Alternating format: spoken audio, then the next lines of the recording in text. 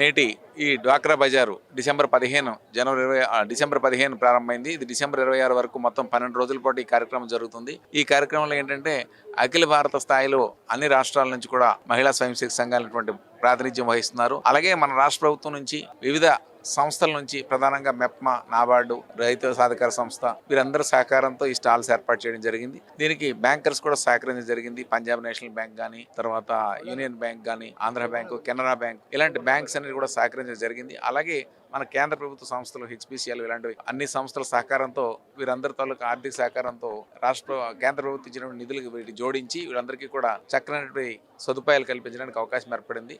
అలాగే దేశవ్యాప్తంగా వివిధ రకాలైన ప్రోడక్ట్స్ రావడం వల్ల వెరైటీ ఆఫ్ ప్రోడక్ట్స్ అంటే జూట్ నుంచి హ్యాండ్ మేడ్ వరకు, అలాగే వుడ్ నుంచి మట్టి పాత్రల వరకు ఇట్లా రకరకాలైనటువంటి లోహ పాత్రలు, తర్వాత కాస్ట్యూమ్స్, రకరకాలైనటువంటి పాదరక్షలు ఇలా వెరైటీ ఆఫ్ ప్రోడక్ట్స్ కూడా లభించడం వల్ల పబ్లిక్కి వేరే రకరకాలైనటువంటి విభిన్నమైన వస్తువులు లభించడం వల్ల మార్కెట్ బాగా రాణిస్తుంది.